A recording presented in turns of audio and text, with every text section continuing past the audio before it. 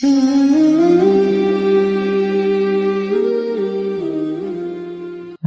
baik, kita lanjutkan. Apa sih insecurity itu? Insecurity itu adalah perasaan tidak aman karena kita kurang percaya diri, karena kita merasa ada banyak kekurangan dalam diri kita, sehingga kita merasa takut, merasa gelisah, merasa malu, merasa minder. Diawali dari rasa bahwa saya itu banyak kekurangannya, Pak, saya dalam banyak hal tidak bisa apa-apa, saya itu siapa sih, dan lain sebagainya. Terus dilanjutkan akhirnya kita jadi gelisah, kita jadi penakut, kita terus minder, malu, tidak berani melakukan apa-apa. Nah, ini insecure namanya. Ya, pasti orang yang insecure-nya terlalu dalam itu dia sulit untuk mencintai dirinya. Kalau sulit untuk mencintai dirinya, ya sulit nanti lanjutannya untuk produktif, untuk jadi sesuatu. Seperti minggu lalu saya sebut, sulit jadi manusia yang otentik, jadi dirinya sendiri, karena dia sendiri tidak percaya pada dirinya. Nah, ini sebenarnya bukan sesuatu yang pasti salah sih, tapi kalau ketidakpuasan terhadap diri sendiri itu nanti jatuhnya membuat kita tidak percaya diri atau minder, sehingga kita mau ngapa-ngapain tertunda, kita tidak berani melakukan apa-apa karena itu. Itulah nanti namanya insecurity. Yang kalau saya bilang tadi, kalau ini tambah akut, ya jadinya kita kayak orang harus periksa lagi ke psikiater atau ke psikolog. Baik, nah ini mudahnya seperti ini. Jadi saya tidak tahu teman-teman pernah merasa begini enggak? Yang pertama, merasa bodoh. Bodoh banget kok ya aku itu. Kok tidak pinter toh ya, aku kok balik-balik keliru. Ini rasa ini, kalau tidak dikontrol, tidak hati-hati, akan jatuh pada insecurity. Akhirnya kita disuruh ngapa-ngapain terus, wah tidak berani saya itu bodoh, saya itu tidak pinter, saya itu kalau ngomong agak tidak rapi, agak pelegak-peleguk. Nah, ini rasa ini akan membawa kita pada insecurity. Kalau kita terus-terusan seperti ini, ya kita ada di state insecure. Nah, sekarang kita tengok dulu, kok bisa sih ya kita itu jatuh pada insecurity tadi. Jadi orang yang minder, jadi orang yang rendah diri. Itu kira-kira sebabnya apa sih? Nah, yang pertama, yang paling sering mempengaruhi kita sehingga kemudian kita minder, sehingga kemudian kita rendah diri, merasa insecure dengan diri kita sendiri, itu adalah persepsi kita sendiri. Jadi cara berpikir kita sendiri, cara kita mempersepsi diri kita, menganggap diri kita. Bahkan mungkin orang lain tidak menganggap kita begitu. Kita saja yang menganggap diri kita serendah itu.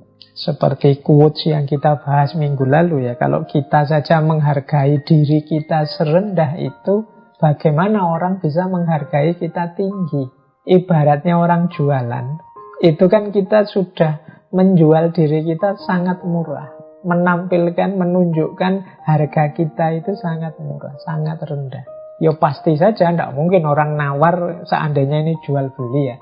Orang berinteraksi nawar itu terus di atasnya. Kalau dari kita sendiri sudah rendah, ya orang bahkan bisa lebih rendah dari itu. Nah, ini kan kalau di minggu lalu ketika kita bahas people pleaser. Nah, persepsi orang-orang yang insecure ini terhadap dirinya juga begitu. Dia tidak memahami, mengakui, apalagi mensyukuri bahwa dalam dirinya itu banyak sekali keistimewaan-keistimewaan. Dalam diri kita itu banyak sekali potensi-potensi untuk bisa kita hidupkan. Kita terlanjur menganggap diri kita rendah, akhirnya ya kita tidak ngapa-ngapain. Kenapa kita mempersepsi diri kita terlalu rendah? Kemungkinan standar yang kita ikuti, kita tetapkan terlalu tinggi. Atau terlalu tidak nyambung dengan kita. Akhirnya ya kita menganggap diri kita benar-benar rendah. Bagi seseorang mungkin sesuatu itu sangat indah, tapi bagi orang lain bisa biasa-biasa saja. Nah, ini urusannya standar. Jadi akar kenapa sih orang kemudian menganggap dirinya sangat rendah, dirinya sangat tidak penting, jangan-jangan ngukurnya terlalu jauh. Bukan berarti salah, tapi standar yang terlalu jauh ini membuat kita merasa diri kita terlalu rendah, sehingga tidak semangat untuk mencapai ke sana. Akhirnya berhenti, apalah aku ini. Nah, ini yang pertama biasanya. Yang paling banyak sebenarnya yang pertama ini. Persepsi kita terhadap diri kita dan juga standar-standar yang kita ikuti. Yang kedua, emosi. Atau mungkin kita pernah mengalami trauma-trauma. Atau kita pernah dikecewakan, kita pernah disakiti, kita pernah mengalami trauma-trauma dan lain sebagainya. Nah, ini bisa juga membuat orang kemudian insecure. Misalnya merasa tidak dicintai orang tua, misalnya orang tuanya pilih kasih, ada yang dianak emaskan, ada yang dianak tirikan misalnya. Nah, itu kemudian dia merasa terluka, batinnya merasa, oh mungkin aku ini orang tidak penting, mungkin aku ini anak yang tidak diinginkan, anak yang jelek sehingga orang tua tidak milih aku. Nah, ini terus muncullah rasa insecure. Mungkin kita pernah ditinggal orang yang kita cintai, ditolak orang yang kita cintai, kita sudah tekad-tekatan nembak kok ya ditolak. Apalagi nolaknya pakai argumen lagi. Argumennya menyakitkan. Wah, saya mohon maaf ya, tidak siap jadi pasanganmu karena kamu begini sih, kamu begitu sih, kamu jelek sih, kamu apa sih, kamu itu sih. Ya, akhirnya kita terus down, drop, mengalami trauma. Oh, berarti aku ini jelek, oh berarti aku ini tidak pantas punya pasangan, oh berarti ini luka batin. Akhirnya kita besok-besok tidak berani lagi nembak. Besok-besok kita mikir-mikir dulu kalau mau mencari pasangan.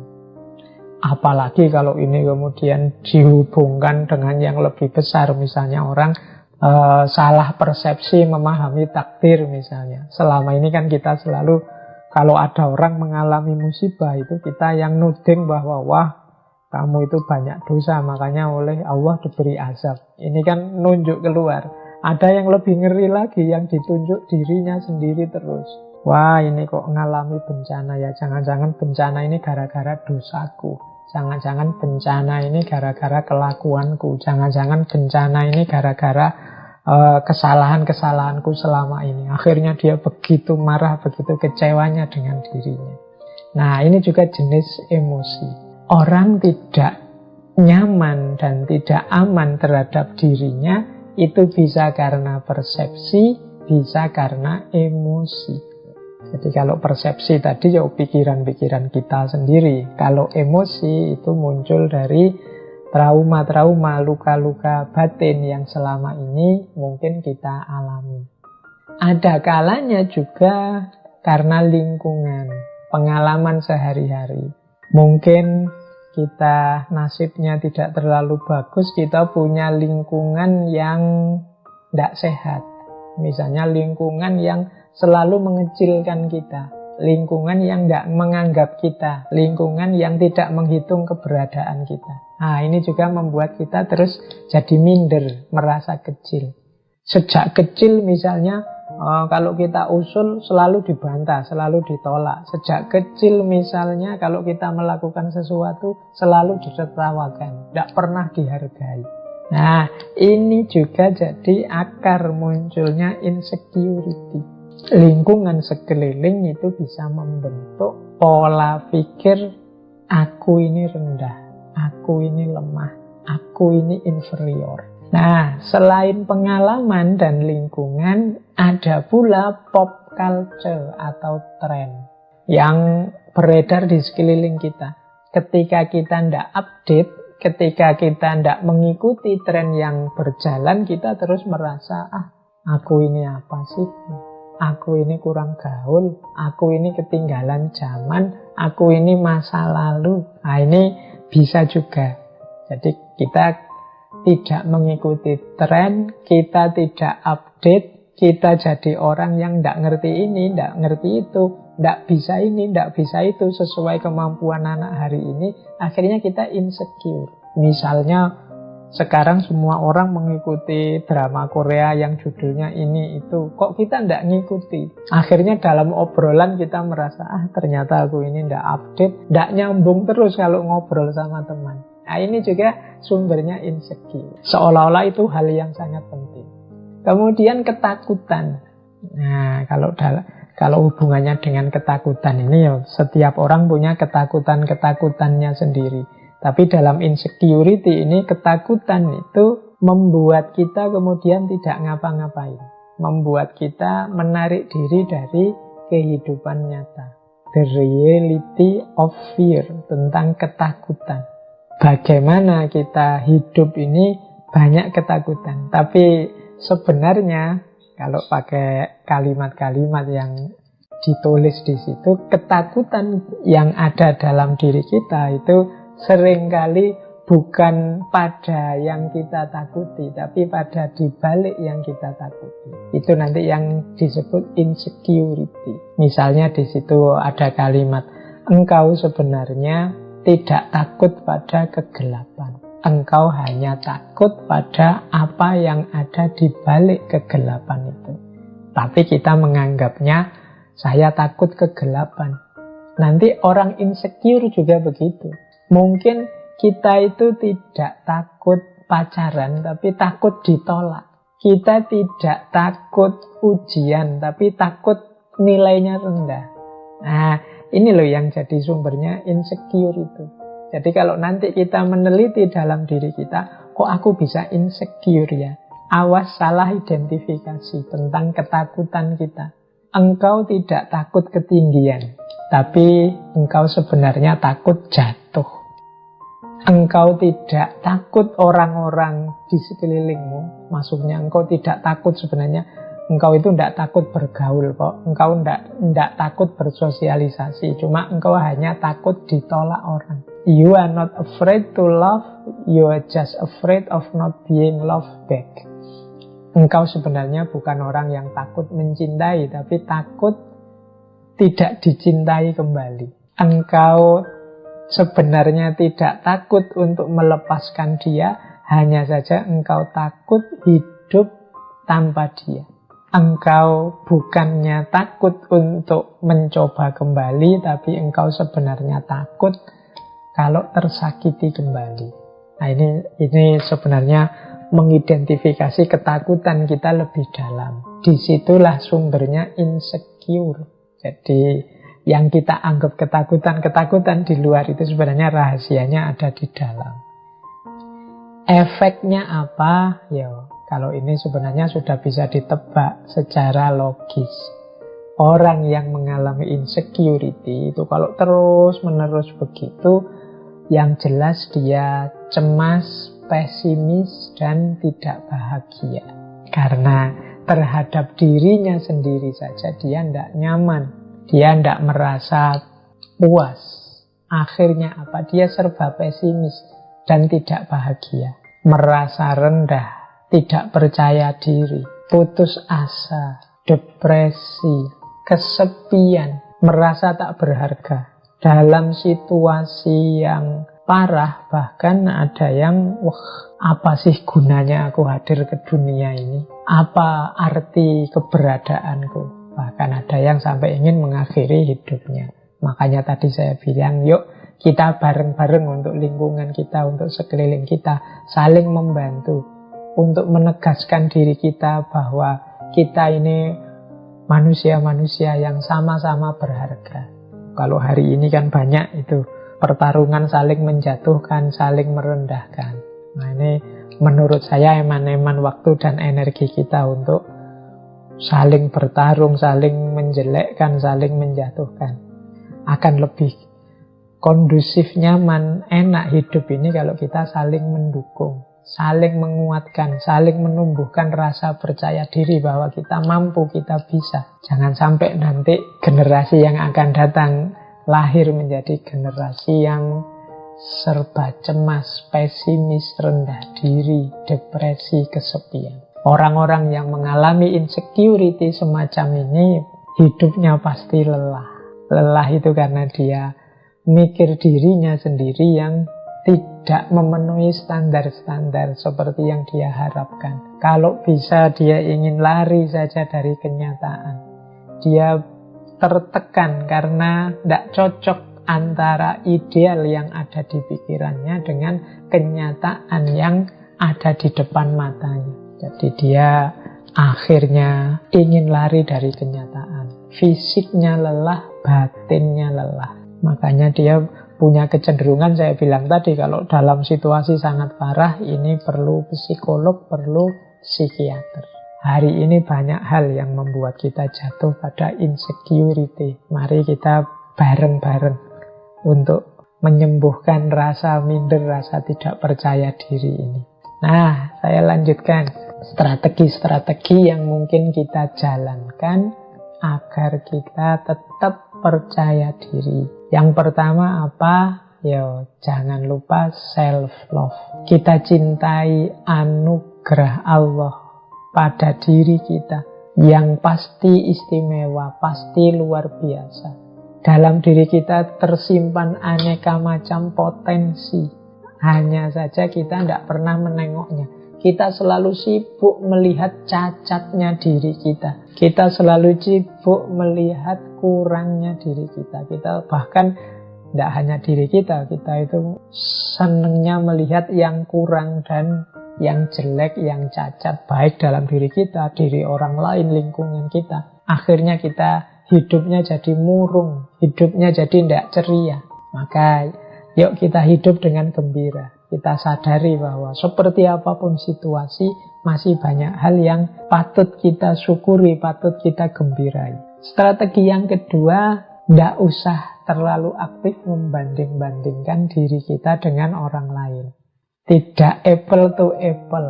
Semua orang itu punya keunikannya masing-masing. Kalau kita bandingkan kita dengan orang lain, misalnya, wah orang lain kok sukses sementara aku enggak. Ya mungkin suksesnya dia tidak semata-mata karena dia bakat sukses atau dia beruntung sukses. Dia sudah melakukan usaha, sementara kita hanya mengeluh saja. Kalau kita melakukan usaha sekeras dia, mungkin kita sesukses dia, bahkan lebih sukses dari dia. Tapi kita sering membandingkan diri kita dengan orang lain di level bahwa betapa bagusnya orang lain dan betapa jeleknya aku. Wah, kok ada orang cantik ganteng-ganteng seperti itu ya, kok aku kalau ngaca kok minder sendiri aku lihat. Ya karena kita bandingkan dengan mereka yang standar kecantikan, standar kegantengannya beda. Coba kita pakai standar yang berbeda, mungkin keputusan kesimpulan kita beda. Tentang kekayaan juga begitu. Tentang jabatan, pangkat juga begitu. Kita sukanya membandingkan dengan orang lain. Maka untuk biar kita tidak jatuh pada insecurity, yuk mari latihan untuk tidak membanding-bandingkan diri kita dengan orang lain terus-menerus.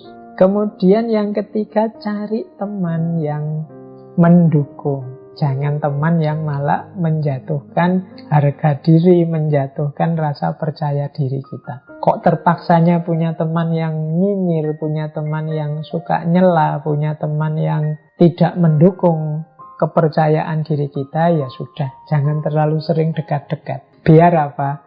Biar kita tetap punya self-esteem, punya kebanggaan terhadap diri kita sendiri dan tidak jatuh pada insecurity. Yang keempat, carilah kelebihan dan keunikan kita. Ini membuat kita lebih nyaman, membuat kita lebih menerima diri kita. Oke lah, dalam aspek kuliah saya tidak lulus-lulus, nilai saya jelek. Tapi alhamdulillah saya sudah punya pekerjaan, lebih mapan. Mungkin teman saya yang itu lulusnya paling cepat, nilainya paling tinggi. Tapi kan setelah lulus dia mikir nyari kerjaan. Saya sekarang sudah punya kerjaan, sudah bisa mapan. Loh, ini kan kita melihat sisi positifnya. Dia lulusnya cepat, tapi aku lulusnya lama. Tapi kan aku di pondok sambil hafalan Quran, lumayan. Aku lulusnya agak telat, tapi kan ada bonus, aku sambil hafal Quran. Nah, banyak kok. Coba kita cari apa sih keistimewaan, kelebihan kita yang tidak dimiliki orang lain. Aku ini miskin, tapi kan aku ini punya daya tahan, punya kesabaran yang lumayan. Miskin begini aku masih bisa gembira loh, daripada yang uangnya banyak kadang sumpek malahan, kena masalah masing-masing. Kegembiraan ini harus kita syukuri. Ini yang harus kita banyak temukan dari diri kita, biar tidak isinya mengeluh saja. Kalau kita sudah bisa menemukan kelebihan, keunikan, saatnya kemudian untuk kita bersyukur. Mari kita syukuri hidup ini. Orang yang bersyukur itu orang yang bahagia. Orang insecure itu sulit bersyukur karena dia melihat kurangnya dirinya, kesulitannya dirinya saja. Kalau orang merasa kurang, merasa sulit, bagaimana dia bisa bersyukur? Tidak mungkin nanti jatuh pada la in syakartum la azidannakum. Tidak mungkin ditambah oleh Allah, dia sulit bersyukur. Seperti pertemuan sebelumnya, para filosof pun rame membahas tentang insecurity ini. Banyak yang mendalam membahas tentang insecure. Misalnya Epictetus, kata Epictetus, we suffer more in imagination than we do in reality. Kata Epictetus, kita itu lebih banyak tersakiti oleh imajinasi-imajinasi kita dibandingkan dalam kenyataannya.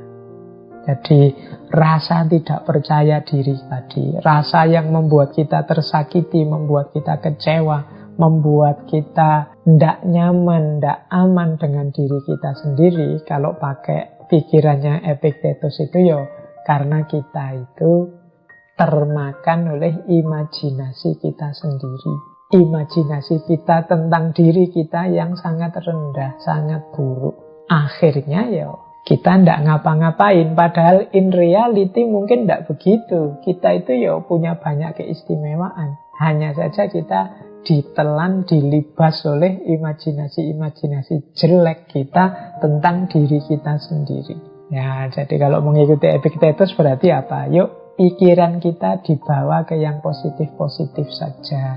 Jangan mikir yang aneh-aneh, yang jelek-jelek, termasuk tentang diri kita. Kita memang manusia, kadang-kadang melakukan kesalahan, kekeliruan. Tapi kan bukan berarti terus kalau sudah salah, sudah keliru, terus kiamat. Bahwa kita ini pasti orang jahat, pasti orang jelek, kan tidak begitu. Kita masih punya daya dan kekuatan untuk melanjutkan hidup sebagai orang baik. Tinggal kita mengganti gaya hidup, mengganti pola hidup. Kan rumusnya di situ sebenarnya. Cuma label-label imajinasi-imajinasi yang kita tempelkan dalam diri kita, ini kemudian sering menghalangi langkah kita untuk berubah jadi lebih baik. Kita sudah menyerah dengan label aku ini orang bodoh, kita menyerah dengan label aku ini orang tidak mampu, kita menyerah dengan label aku ini orang lemah, selesai. Kalau kita sudah menyerah di situ, masuk ke lubang insecurity.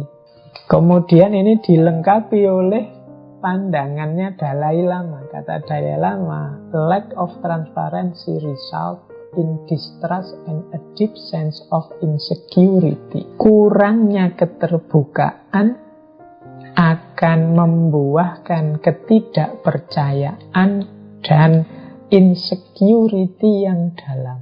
Lack of transparency itu kan berarti tidak terbuka, tidak jujur, tidak apa adanya tentang diri kita. Tentu saja melahirkan orang lain tidak percaya pada diri kita, kita juga tidak percaya pada diri kita. Wong kita tidak paham. Kenapa kita tidak paham? Karena kita tidak jujur. Disitulah kita masuk pada insecurity. Karena kita tidak paham tentang diri kita, kita isinya serba bingung, mau apa, mau kemana. Dilanjutkan oleh Erich Fromm. Kata Erich Fromm, tugas yang harus kita tetapkan untuk diri kita bukan kok to feel secure, untuk merasa aman, tapi to be able to tolerate insecurity. Kita harus bisa menerima insecurity. Maksudnya apa? Ketakutan-ketakutan, kemudian hal-hal yang menurut kita negatif, itu kita terima dulu. Ya setelah itu kita carikan solusinya. Tidak mungkin hidup kita itu sepenuhnya secure, sepenuhnya nyaman, enak. Pasti tentu saja ada yang kurang-kurang. Ya kita terima dulu yang kurang-kurang ini, nanti pada saatnya kita tingkatkan, kita keluar dari zona nyaman kita untuk hidup secara lebih baik. Dipungkasi oleh Osho, kata Osho, kuncinya kita lepas dari insecurity adalah expectation, harapan. Jadi manusia jangan sampai kita kehilangan harapan.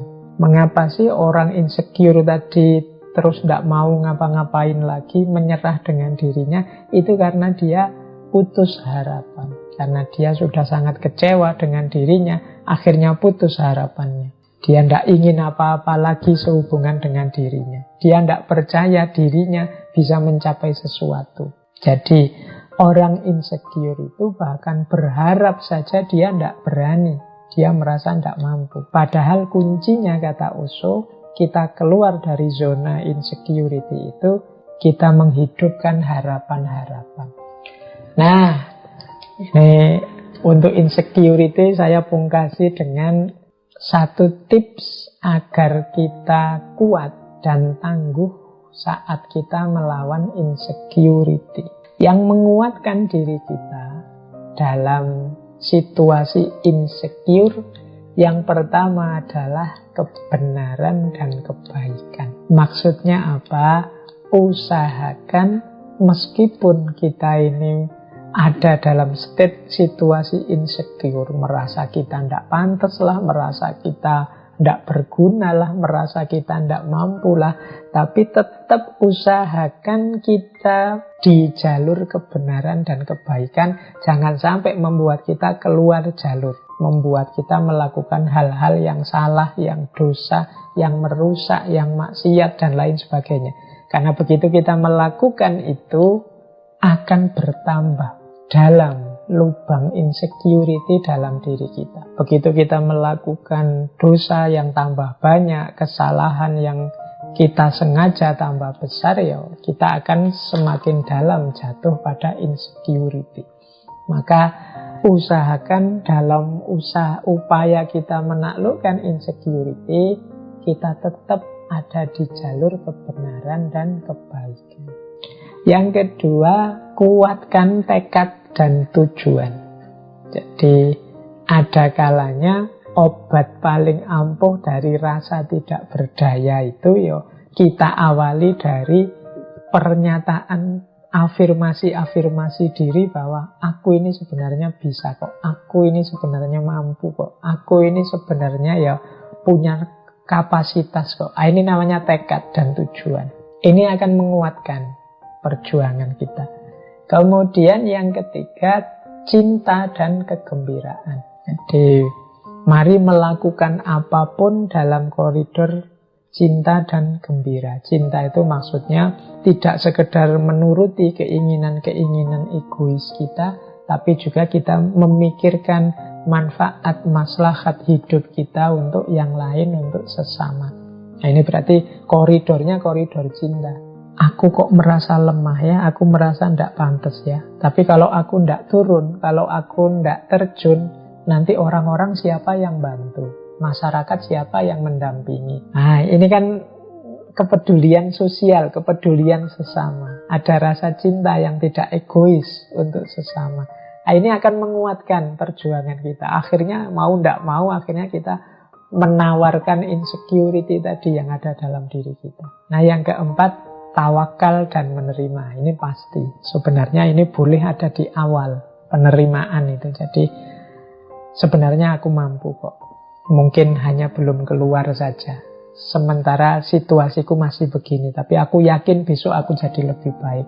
Nah, ini penerimaan, tawakal terhadap apapun yang diberikan oleh Allah. Ini pertarungan kita melawan insecurity akan didukung, dikuatkan oleh 4 karakter ini. Jadi mari kita kembangkan hidup yang on the track terus-menerus, on the right track terus-menerus, dalam kebenaran, kebaikan. Kita kuatkan tekad kita kuatkan kegembiraan, hidup dalam cinta, dan juga penerimaan. Nah, hati-hati dengan yang melemahkan. Yang melemahkan itu berarti akan membuat kita semakin dalam jatuh pada aspek insecure. Yang pertama adalah pamrih dan ketergantungan. Pamrih itu melakukan apa-apa karena ada hal di luar diri yang dituju, yang diinginkan. Ini namanya pamrih. Aku membantumu biar kamu puji bahwa aku ini dermawan.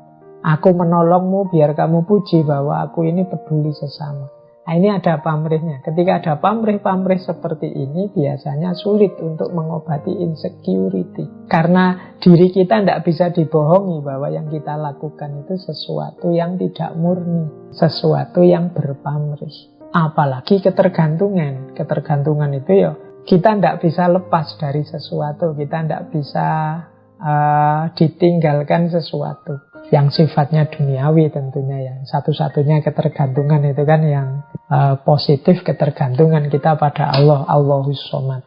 Ini akan melemahkan insecurity. Semakin kita tergantung pada yang di luar diri kita, semakin muncul kesadaran bahwa aku ini lemah. Ketika tidak ada yang mendukungku, yang tadi membuatku tergantung tadi. Maka penting kita cari apa sih yang membuatku tergantung. Kalau bisa ya kita sapih. Kalau bahasa Jawa ini disapih, kita lepas sebentar. Nah, jangan sampai juga kita punya karakter abai, cuek dan lari dari persoalan. Banyak orang yang sebenarnya dia tahu dia punya insecurity, tapi terus dia gayanya seolah-olah tidak ada apa-apa. Nah, ini kadang-kadang jadi bahaya juga, karena kadang-kadang ini bisa meledak pada saatnya jadi semakin dalam. Dia sudah merasa sebenarnya bisa enggak ya aku melakukan ini. Nah, terus dia, tapi karena dia merasa insecure, dia lari dari persoalan. Sudahlah, aku enggak usah ngurus itu. Pada saatnya ketika dia terpaksa berhadapan dengan urusan itu, dia akan semakin down. Maka ya, anggap saja ketakutan-ketakutan tadi yang tumbuh dari insecurity sebagai tantangan. Berani tidak kita menaklukkan. Nah, ini namanya kita tidak lari dari persoalan. Berarti apa? Pelan-pelan kita taklukkan. Termasuk yang melemahkan dalam insecurity adalah kebencian-kebencian kita terhadap apapun. Dan juga kemuraman kita. Kemuraman itu maksudnya ya hidup yang tidak pernah bersyukur, hidup yang isinya mengeluh saja. Ini namanya insecure. Kan hari ini banyak di antara kita yang tiap hari mengeluh. Wah, negara kita ini apa ini? Ada masalah ini, ada masalah itu. Kita mengeluh segala hal. Nah, ini hidup dalam kemuraman. Ini akan jatuh pada insecurity. Dan yang keempat, kecewa dan kemarahan. Nah, ini tentu saja membuat kita tambah lemah, tambah insecure. Jadi teman-teman silahkan diperhatikan yang menguatkan dan melemahkan ini dalam perjuangan kita menaklukkan insecurity, rasa tidak aman, rasa tidak nyaman dalam hidup.